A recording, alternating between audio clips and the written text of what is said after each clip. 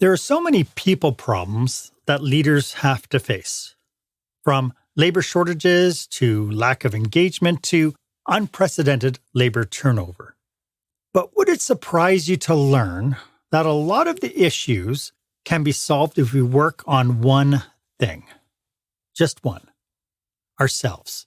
And that's what we're talking about today on Experienced Leadership. Welcome to Experienced Leadership, a podcast that challenges small business owners and entrepreneurs, just like you, to dare to be the exception. Join our host, customer experience expert Marc Haine, as he uncovers relevant and timely content to help you script and direct your business and teams to create jaw-dropping experiences your customers and staff deserve. Here is the host of Experienced Leadership, author of Lights, Camera, Action, customer experience expert, Marc Haine. Welcome to this episode. Today, we will dive into the transformative power of humility in small business and team leadership. We will explore how humble leadership can unlock the secrets to success, creating thriving work environments and driving exceptional business outcomes. So I hope you'll stick with me. There's lots of great content today. Please feel free to be part of this conversation. If you are here live with me, feel free to drop comments and questions, and I'll try to address them as we go here live. Put your comments and questions in the comment box, and I will make a point to address it. If you'd like the content today and you would like something maybe more profound or deeper, I do offer a 30-minute complimentary coaching session where I can go and we can discuss the challenges you have. So go ahead and book a time that works for you on my online calendar at meetwith.marchaine.com. In my 25 years plus as a business and hospitality specialist, I consistently see a significant, costly business problem that, if not addressed, really contributes to one's employee attraction, retention, and engagement efforts. And that is humility, or lack of humility in leadership. It is eroding our company culture and talent retention efforts. And when leaders lack humility, it creates a really toxic work environment. This is where we see low employee morale, high turnover rates, and difficulty in attracting and retaining our top talent. So, I would like to know from you our question of the day.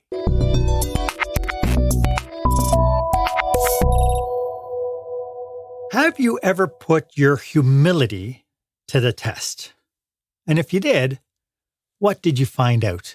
I'd love to hear your thoughts. Why don't you go ahead and share this episode on your favorite platform and hashtag the post with hashtag Experienced Leadership. I'd love for you to be part of this conversation. My first experience with leadership humility was when I was 17 years old. Like a lot of young workers, my first job was in fast food. And unfortunately, this was 1977, 1978. So we were really in the carrot and sticking world, meaning that, if you did well, you got the carrot. If you didn't do well, you got the stick. And my supervisor, my manager's theory on leadership was, if I want your opinion, I'll tell you what it is. And in that time, 17 years old, it was my first actual quote unquote real job. I had a supervisor. His name was Danny. I talk a little bit about him in my book, Lights, Camera, Action. But Danny was a supervisor. So he was a floor supervisor. And I was brand spanking new. I had been a cook for a while and I was learning how to do the cash control and that sort of thing and actually serve customers. Being an introvert, it was probably the worst experience of my life, having to serve customers. But I was so afraid if I made a mistake, they would yell at me. But, I learned the technology really well, and I understood the components of what needed to happen in the place. And Danny one day was training a brand new employee, and he was training her on the whole cash control system. And he was teaching something that I thought was a little bit odd. It was a way to avoid sales when a customer was unhappy. Now, this is typically a management-only privilege, if you will. It's something that managers need to know so that if somebody messes up an order, if the customer's not happy, they can make sure that they can correct it and move forward with the customer to make sure the customer's well served. So Danny was standing there serving this young lady, and I'm overhearing it. And I had to stop him. And I said, but Danny, what you're training there, that's a manager-only function. And he looked at me, and no word of a lie, he looked straight in my eyes and he says, who's wearing the tie? That was my first experience with a leader who lacked humility in every sense of the word.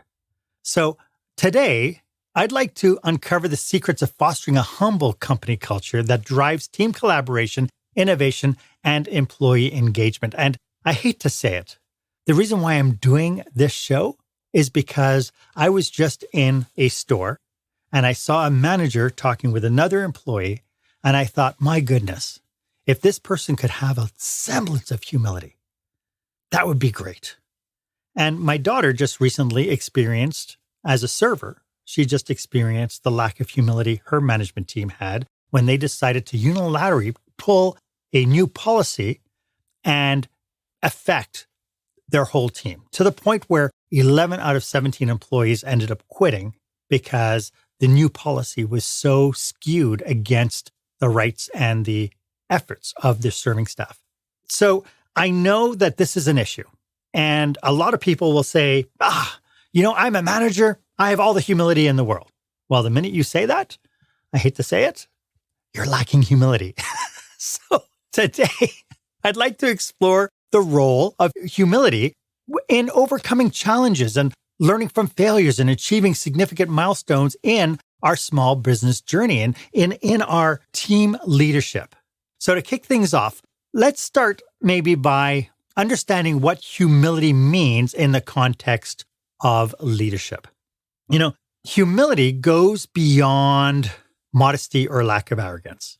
It's about recognizing our limitations, valuing the perspective and contributions of others, and embracing a growth mindset. This is something that, as you'll learn through this episode, this is something that is really an intentional virtue. It's intentional skill building that managers need to do in order to move forward. Humble leaders understand that they don't have all the answers. They actively seek feedback and insights from their team members, and they certainly don't shut them down when anybody stands up and speaks out. When I step into a business that needs to be saved as a hospitality specialist, that's essentially what I did. I would go into businesses that can no longer compete in their marketplace, and I would kind of go in there to work on the culture, work on the systems, the processes, the policies, the service offerings, and so on. But whenever I've stepped into these businesses that needed to be saved, there is a pervasive disease in the air. One of the things that I constantly see as a consultant walking into a business, and I talk to managers and business owners, and they're constantly pointing their fingers at their staff. They don't do what I tell them. I've told them 1,000,000 times, and they still don't do it. My staff sucks. They'll even blame the generations, right? These kids today, they are so lazy. Nobody wants to work. And they'll even blame the economy and the environment. There's a labor shortage. There's not enough people to do the work. That's why we're so short-staffed. Now, I'm not saying that none of it is true, but there is something to be said for the adage that people don't quit their jobs, they quit their bosses. And if you're thinking, but Mark, I'm not the problem, then my friend, it's time to take a dose of humility. One of the challenges in identifying the problem of humility, though, is that there are numerous symptoms associated with humility values. Since these symptoms are our immediate problem, we focus on solving them instead of digging deeper to recognize that one's own lack of leadership humility may be the root of the problem. I've mentioned some of the symptoms early on. Things like decreased motivation and engagement within the team, high employee turnover, and the inability to attract really good people. And by the way, if you're tuning into this live, go ahead and post questions and comments. I'll keep my eye out on the chat window, and I'd love to answer your questions live if you have any questions at all. So I think one of the things that we need to do is we need to be looking at the symptoms, and we need to be digging deeper.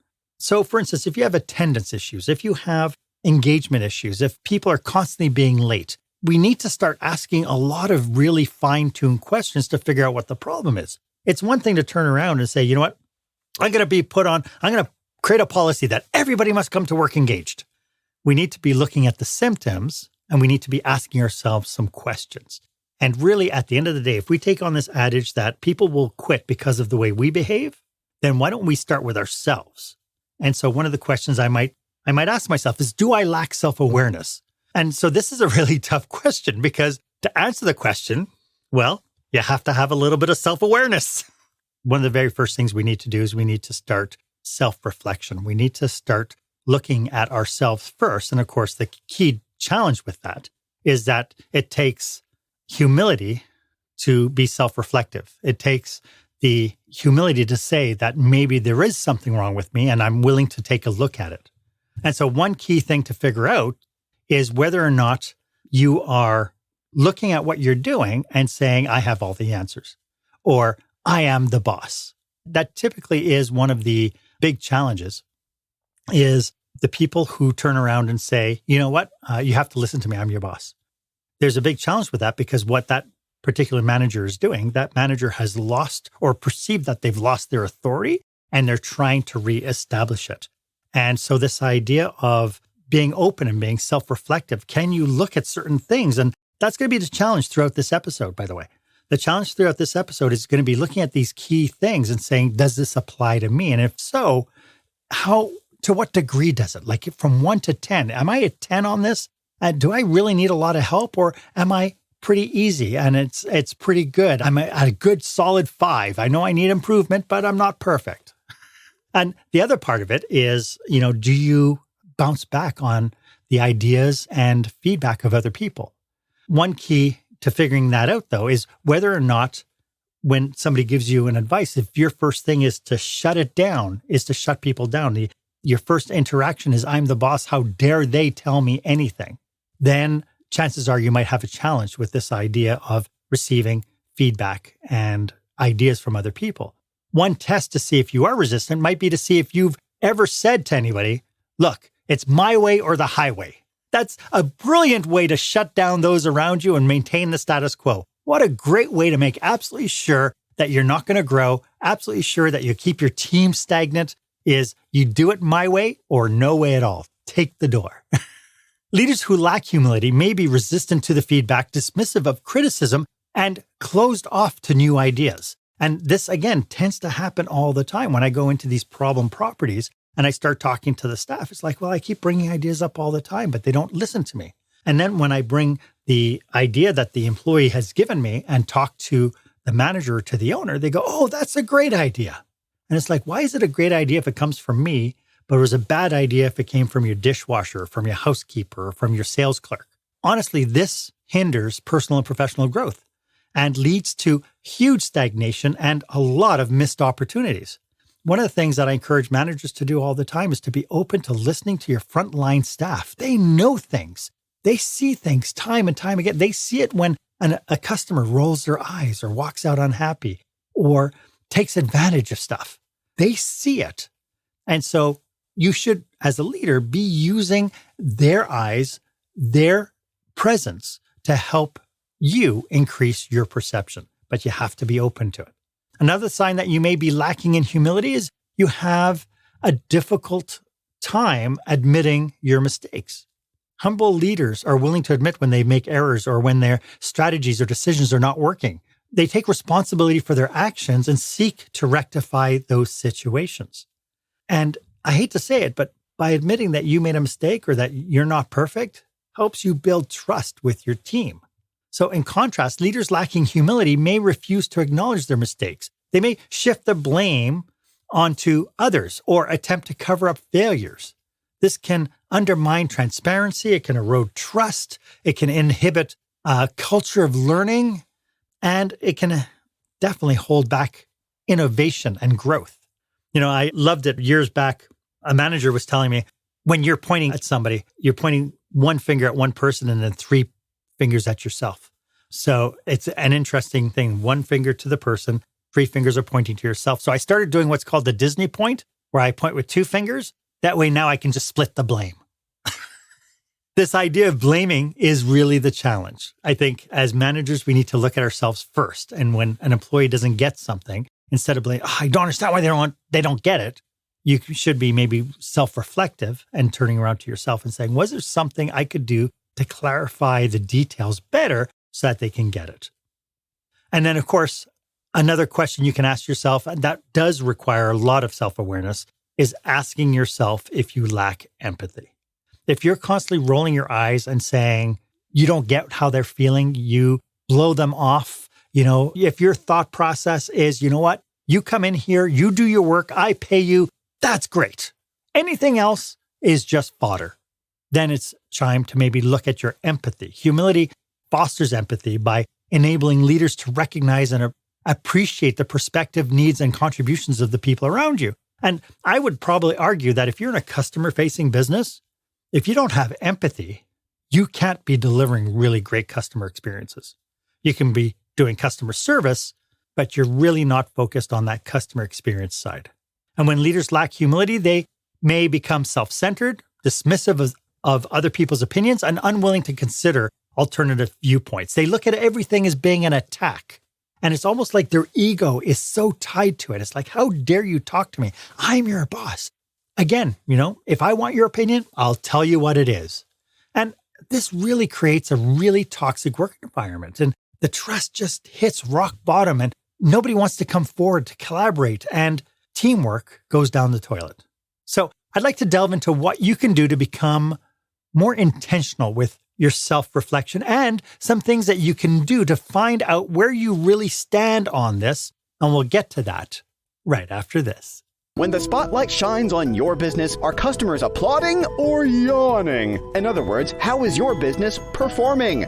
Make your business a star with the new book, Lights, Camera, Action, Business Operational Excellence Through the Lens of Live Theater by Marc Haine. Marc uses his business and acting experience to help you see your business like a live show so you can create a performance your customers will never forget. Buy Lights, Camera, Action today at your favorite online retailer or directly at marchaine.com.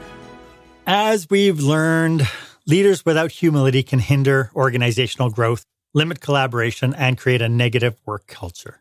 Humility is really crucial for effective leadership as it fosters that self-awareness, the empathy, the accountability, continuous learning, and meaningful connections with team members. Having the superpower of self-reflection, I think, really is the key. It's really the key to figuring out where you stand today. So if you're open to it, there are 6 discovery steps that you can take to uncover where you stand in humility. And I would encourage you to grab a pen and paper and just give yourself a rating from 1 to 5, where 1 is you need a lot of help and 5 is you are the master of the universe. You don't need to work on this at all. And you might start seeing, again, as a humble leader, you might start seeing, oh, here are a few things maybe that I can work on. Number 1, seek feedback from others and not just your bosses. I mean, actively solicit feedback from your team members, from your peers, your superiors, look for things about leadership style, communication approach, openness to different perspectives. This is a real challenge because I hate to say it, if you are in a low trust environment and you go up to people and say, I'd like you to tell me what you think of me, you can pretty much bank that you're going to have a lot of bum kissing. If trust is low, if people don't know what you're doing, then you're going to have to somehow build up that level of trust in order to get really candid feedback. So I would encourage that. Another way you could do it is you could do, anonymous surveys with your staff members. If trust is really low and you don't think you're going to get honest feedback, again, you have to be prepared for the answers, right? Encourage honest and constructive feedback, but you have to be prepared to listen without becoming defensive. You have to pay attention to any recurring themes or patterns that emerge from the feedback. Now, it's easy to get hurt, right? And as a leader, I know that we're human beings. We're just as able to get hurt by what people say about us. But if we can park that for a second, if we could park the hurt and say, I am doing this because I really, truly want to know what people are feeling and what they're thinking about me as their leader. And then if you go through it and look for emerging patterns. Are people saying the same thing? Are people saying things like, when I ask for your time, you're always too busy for me? Or when I come to you with a problem, you shut me down really quick and you basically tell me to do just, go out and do your job. If you're seeing that there's some consistent flow there, then you really, truly have a problem. But I would strongly recommend that if you get any kind of feedback, you need to internalize it and you need to realize I'm the one at fault. Number 2, reflect on your past actions. Take time really to reflect on the past decisions you've made and interactions as a leader. Consider situations where you may have acted arrogantly, you've disregarded others, you've blown off their input or failed to admit mistakes. The honest self-reflection can help you identify instances where humility may have been lacking and allow you to learn from those experiences. I have to tell you, when I did a self-reflection exercise, there was one time when I was committed to being home for supper at 5 o'clock with my wife. I had told her and we had planned supper. I knew that she was making supper. And I worked an hour away from home. And so I was getting about 3 o'clock. I was, wrapping the day up and getting ready, so that at 4 o'clock I could be out the door and be home for 5 o'clock. And at about 3:20, one of the employees called in sick. And it's like, okay, well, I can just adjust the schedule. No big deal. But then somebody else called in sick. And then a third person called in sick. And I started, well, to be honest, I had a temper tantrum. Pure and simple. I had an absolute temper tantrum. I was so mad. I felt like I was being punished. I thought, they were doing this to me. And really, I just had 3 sick employees, right? By 7 o'clock that night, we had gone through the rush. Everything was fine. We had a great shift. Everything was wonderful. It was about 7:30, and I was getting ready to go home. And I stopped myself and I thought to myself, why did I act that way? What was it about the fact that 3 people called in sick that made me just I just lost it. And I realized at that point, the reason why I'm okay now at 7:30, but I wasn't okay at 3:30 was because at 3:30, I was just harping on the problem. And that's what caused me to get my heckles up and get me all aggravated and everything else. I wasn't dealing with the problem. For me, that was a huge learning curve. For me, it was like, oh, well, this is interesting that now I know that this is one of my hot buttons that I have to really watch when I feel like I'm being slighted and I start harping on the problem. I have to constantly ask myself, am I dealing with the problem or am I harping on the problem? And that was a huge growth moment for me. So that was number 2. Number 3 is assess your response to criticism. Examine how you typically respond when faced with criticisms or differing opinions. Do you become defensive or dismissive? Are you open to considering other alternative viewpoints? This is huge. A leader with low humility tends to react negatively to criticism and may feel threatened by it. This is what I talked about earlier about this idea that our ego gets attached to it. So evaluating your reactions can provide insight into your humility levels and give you an insight into maybe there's something I need to work on. Maybe I need to work on how I react when somebody comes to me and tells me something. I do know that one of my hot buttons is when somebody accuses me of not being upfront or honest, when somebody accuses me of being manipulative. I take a lot of pride in the fact that I think I'm really open and approachable. And when somebody comes to me and accuses me of not being dishonest, my heckles go up. That is a hot button for me. And so I always need to be coming face to face with that and thinking to myself, what is the perception of the other person? What is this person perceiving? And what are they trying to communicate to me?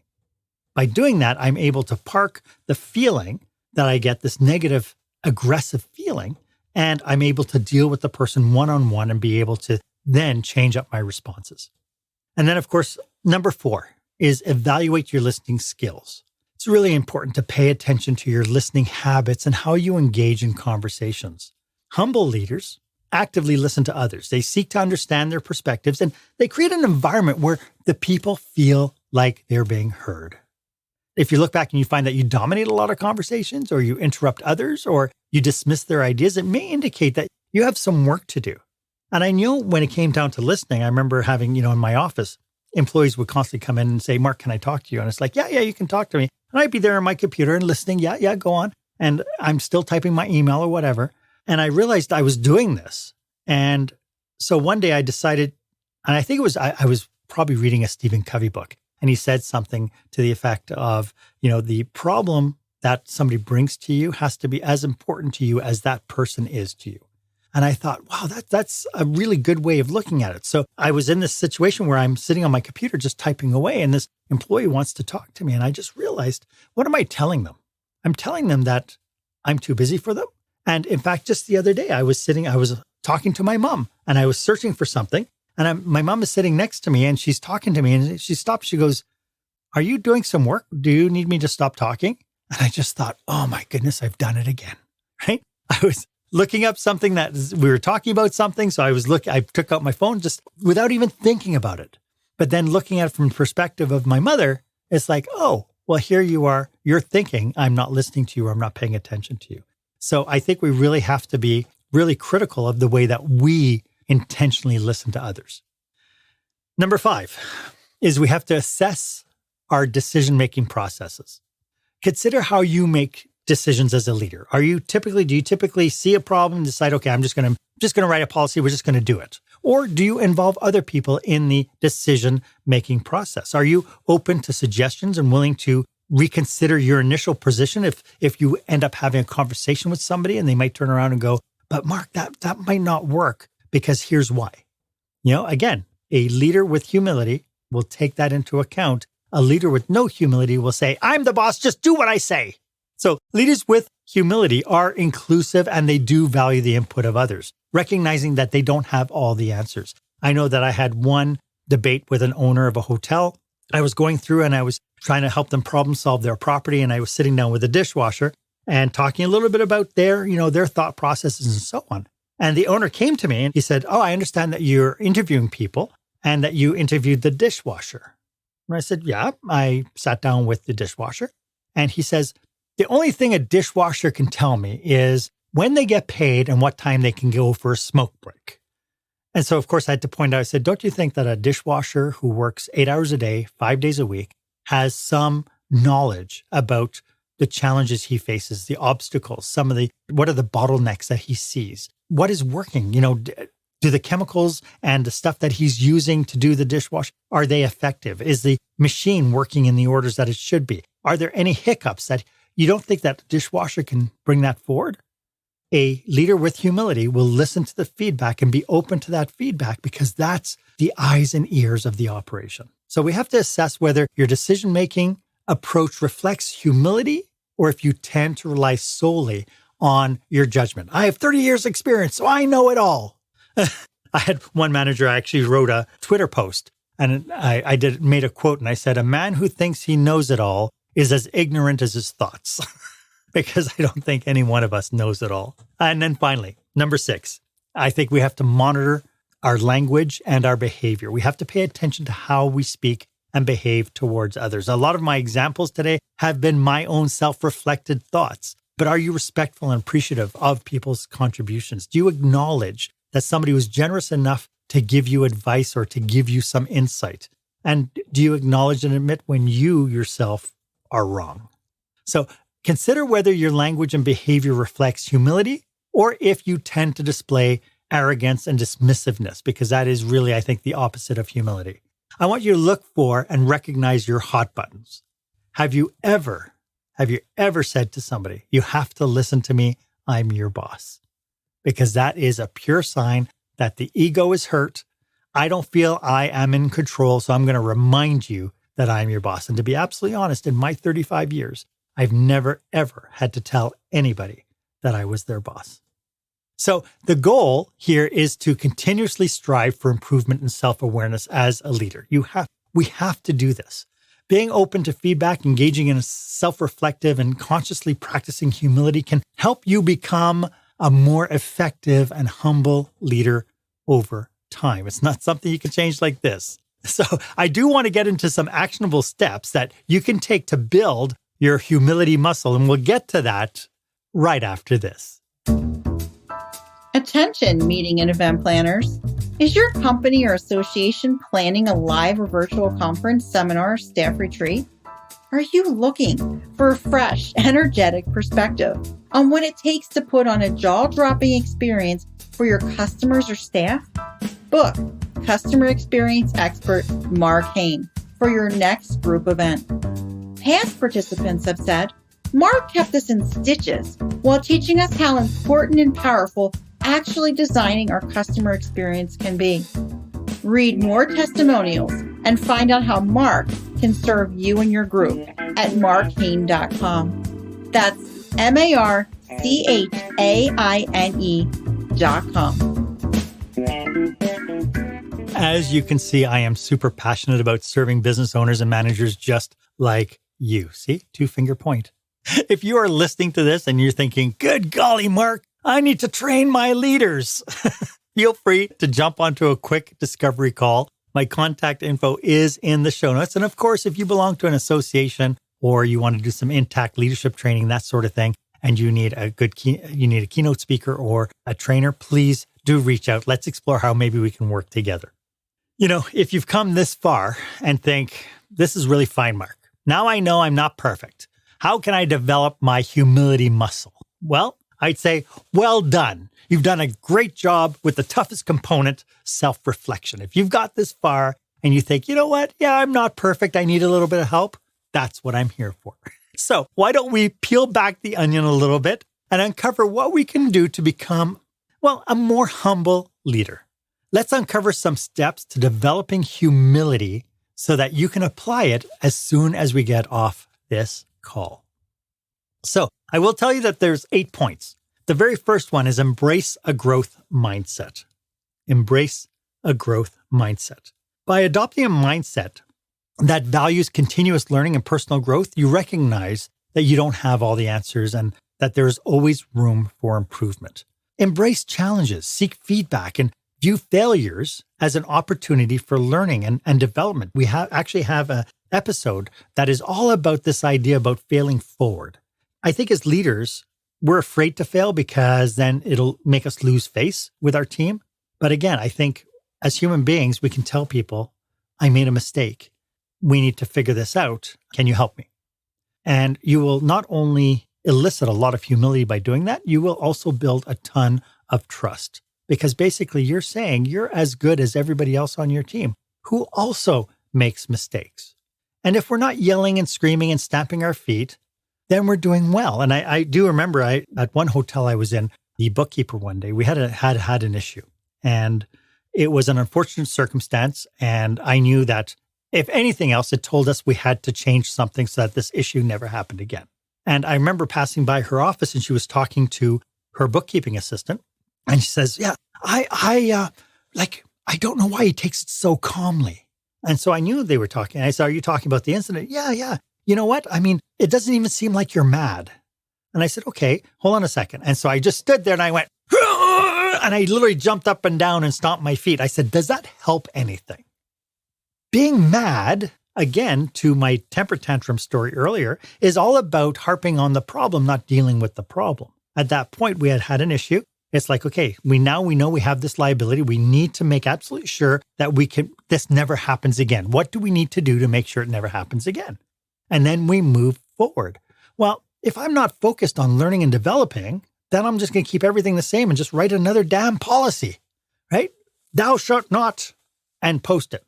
But that's not going to solve the problem. So it's really important to understand, are you taking the opportunity to learn from incidences, learn from mistakes, learn from your day-to-day to say, what can I do to get better the next time? In Japan, they have that word kaizen, which is daily incremental steps to get better, right? So are you focused on that?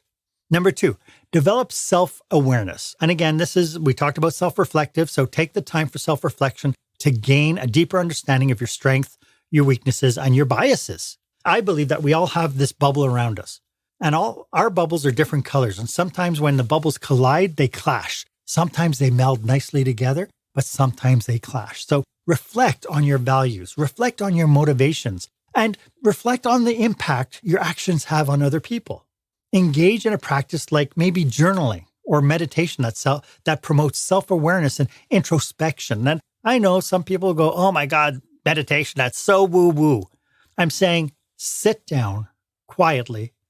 Think about an incident. Think about your role within that incident. What could you do to learn from it so that you can move forward? What is it that you could do to say, what role do I have in this incident? The minute you start doing that, you're well on your way to developing that humility muscle. Number 3, practice active listening. Commit to being a better listener.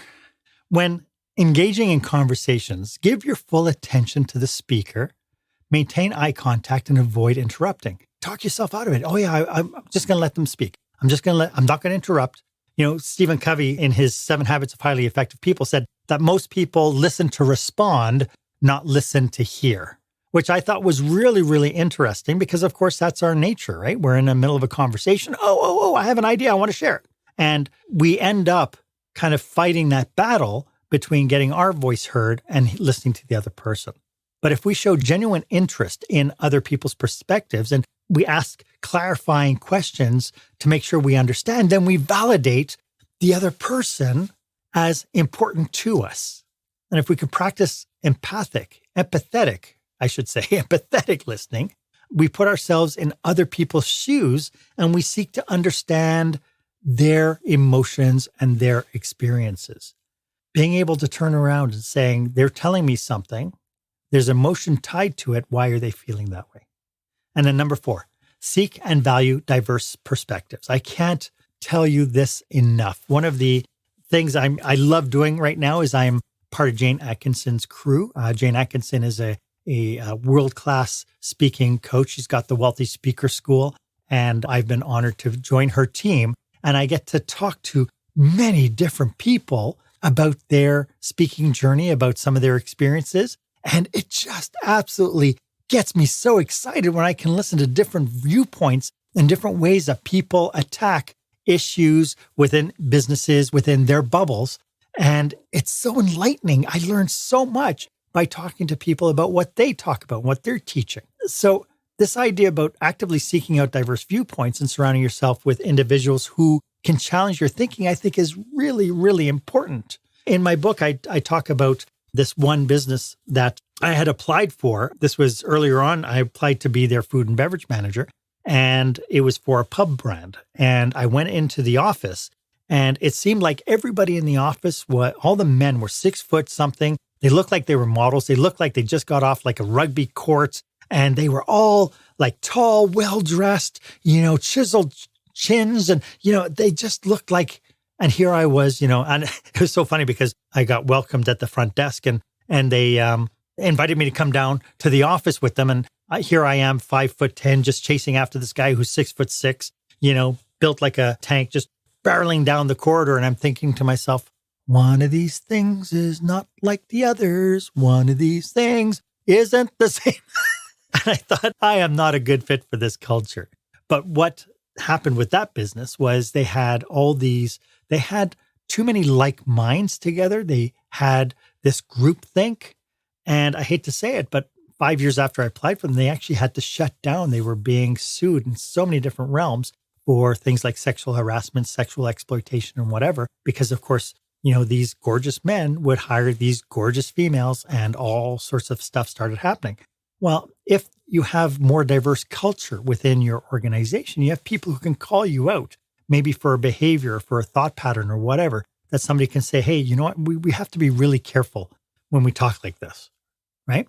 I think it's really important that we encourage open and honest discussions within our teams and our organization. And again, being able to turn to somebody and say, here's an idea, what do you think?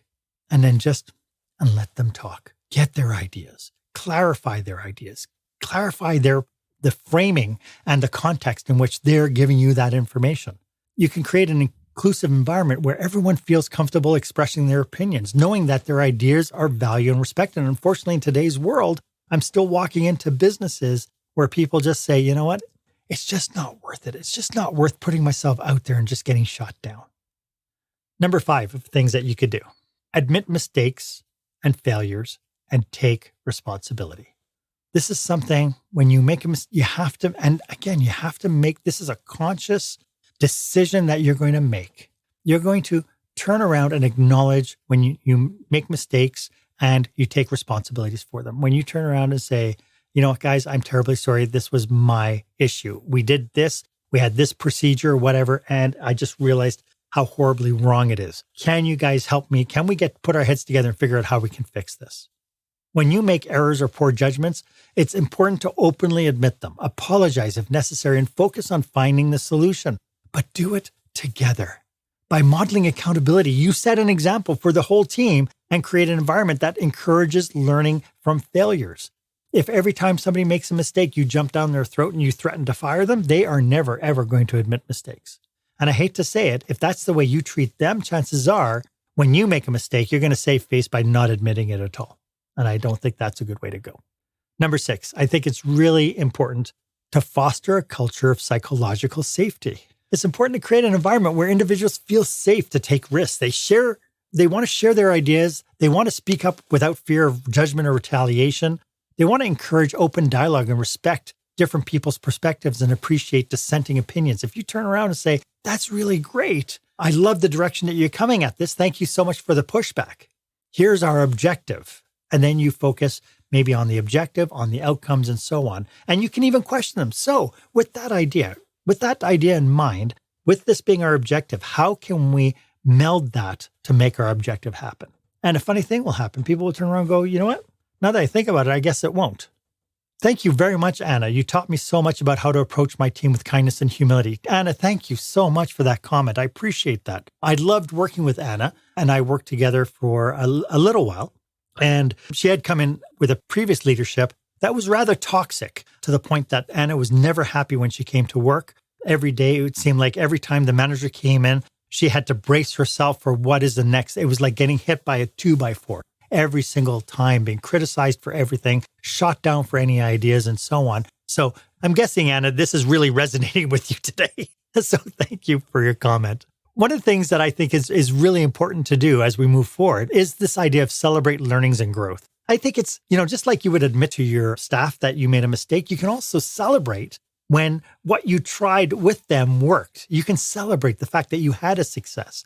And so when you turn around and say, you know what, guys, 2 weeks ago, we came together and we brainstormed this idea. And I just wanted to let you know what? Our costs just dropped by 2%. And because of that, our customer satisfaction, our NPR, net promotion score, just went through the roof. And so I just want to thank all you guys for supporting me on this and making it happen. How cool would that be? Honestly. I mean, people will be kicking their heels up walking out of your office. So it's important to celebrate learnings and growth and reward individuals who demonstrate humility and collaborative behavior. That's the other part of it. You're looking at yourself, but you can model that and you can go out into your world, into your bubble, and you can celebrate when you see other people doing it as well, which actually brings us to number 7, which is practice gratitude and appreciation.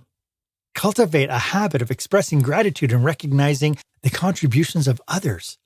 Regularly acknowledge and appreciate the efforts and achievements of your team members as you see things happen. And it's not a thing where you smack Daniel on the back. Hey, Daniel, great job today. Thanks so much. No, it has to be really specific. It has to be, hey, Susan, I just noticed how you dealt with that one particular customer. I just want to say, I want to acknowledge you, number 1, for the kindness that you gave. And number 2, I really, really want to acknowledge you for the time you took to make sure that customer walked out of here happy. Thank you so much.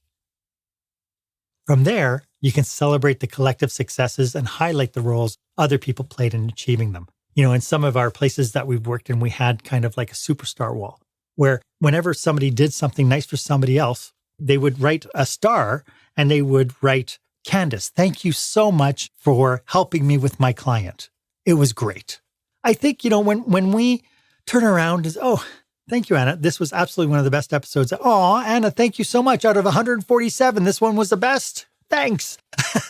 By showing gratitude, you reinforce the importance of teamwork and you build stronger relationships. And again, if you model it with your members, I've been backroom conversations with leaders who are a manager, a supervisor, or whatever walks in and goes, oh my God, Daniel really sucks. I don't know why we keep this person around.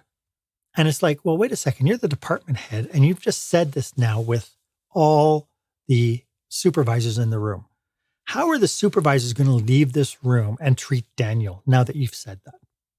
Right? I think we have to be very cautious in how we talk about other people, even in the privacy of the back office. It's one thing to turn around and go, I'm a little bit challenged with Daniel. I haven't been able to figure out how to get through to him. Then you incite conversations with your team to be able to say, well, I noticed that Daniel is a little bit introvert and a little shy to speak up. Have you tried this or this?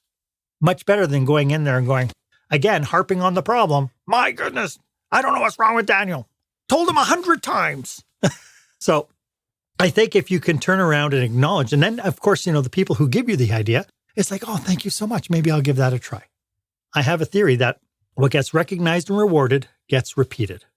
What gets recognized and rewarded gets repeated. That means it's easy to get good behavior to repeat itself time and time again if we take the moment to recognize it and to reward it by acknowledging, by saying thank you, whatever it takes. And then finally, the last one is to lead with humility. Lead by example and consistently demonstrate humble behavior in your actions and your interactions. Treat everybody with respect, regardless of their position or their background. Avoid boasting or seeking personal recognition. I laughed one day when I was sitting down with my supervisor. I was leaving the casino and I was having lunch with my supervisor and we were eating, and he noticed on my arm I had a Timex. And he looked at me and goes, Mark, you have a Timex? I go, yeah, it worked great. He goes, but you're the department, you're a director of food and beverage. You're in charge of all this. He says, you should be wearing a Rolex. And I said, why? Does a Rolex keep better time? But for him, it was a prestige thing. And I said, the only reason why a prestige thing would be valuable is because you want people to see it. And that's not my shtick. At the end of the day, I don't need to be boastful about what I've accomplished. I don't need to brag about my stuff to my staff. You hear these horror stories about these minimum wage employees who are working minimum wage and their hours get cut, but yet the owner pulls up in a Mercedes or a Rolls Royce or a Porsche. They can afford $100,000 cars, but they're cutting their minimum wage employees' hours to save money. I would think instead of kind of looking at that aspect of looking at how great I am, focus on empowering and uplifting other people. Give them credit where credit is due and create opportunities for other people to shine. I really do believe that, the true test of us as leaders is not the level that we get to, it's the level that we bring our staff up to. And as I wrap up, I find that managers who lack humility are trying to cover up their own insecurities. We've been programmed that the manager, we should have all the answers. But we are human beings. And one of the best pieces of advice I can give anyone is if you are looking to make a change, it is to give yourself grace first. Change is hard. And as an imperfect human being, we will fail. We will fall down. So if you're trying to change, if you look at this and you say, you know what, Mark, I'm going to apply some of these discussion points. Discuss it with your team. Tell them what you're going to be working on. Some of them might roll their eyes and go, oh, we've heard it all before. But if you help them to communicate with you, tell them that you're working on this, ask them for their help, and ask them for their grace. I suggest one of the best things you could do is say, I want to make this change. And so if you see me revert to my old habits, could you do me a favor? Could you just say one word, right? And I suggest to come up with a goofy word that they can use if you fall backwards and you fall back into your habits. A word that is non-threatening and non-judgmental. I love the word pineapple. So if your staff come up to you, if you're talking to them and your behavior is starting to shake back a little bit, behavior that you've already strategized with them, you want to change, and they look at you and they go, pineapple. It's non-judgmental. It's non-threatening. You can just stop for a second and take a deep breath and go, you're right. And then you can just move on. It could be any goofy word. It doesn't have to be pineapple, just so you know. Also, if you start to feel defensive or resistant, or your hot button is being pushed, distance yourself and ask you why you feel that way. This would be a perfect use of journaling exercise. Just like I did when I had my temper tantrum, pull yourself out of it. Ask yourself, why are you feeling that way? Because really, at the end of the day, as human beings, we have feelings. And one of the things we never talk about as adults is my feelings are hurt. And so what does that look like for you? At the end of the day, remember that building humility is a continuous journey. It requires conscious, intentional effort and self-reflection. It is not something you're going to get perfect the first time round.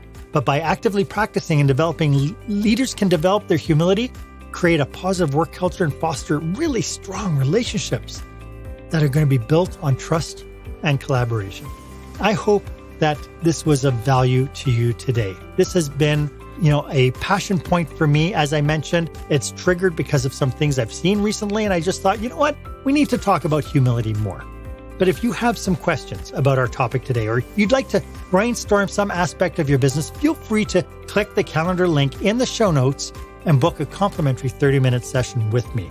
I live to serve. So if I can serve you, please go ahead and do that. The link is down below. It's the one that's marked meetwith.marchaine.com. And please, if you enjoyed this episode, feel free to subscribe to this podcast and share this episode with your network, especially if you know somebody who could use it. Bottom line though, applying what we learned today will be magic for your business. Even bigger if you apply these concepts to all your stakeholders, that you model it, your employees, your suppliers, anyone you do business with, in any capacity, you will rock your world with the most amazing, loyal brand ambassadors. Thank you for joining me today. My name is Marc Haine. I hope that you stay safe, stay healthy, and I hope you dare to be the exception. Thanks for joining me. Thank you for joining us this week on Experience Leadership. Make sure you visit marchaine.com for a full directory of available episodes. While you're at it, if you found today's content valuable, please share it and tell your friends about the show. As Marc says, knowledge is power, but only if you share it.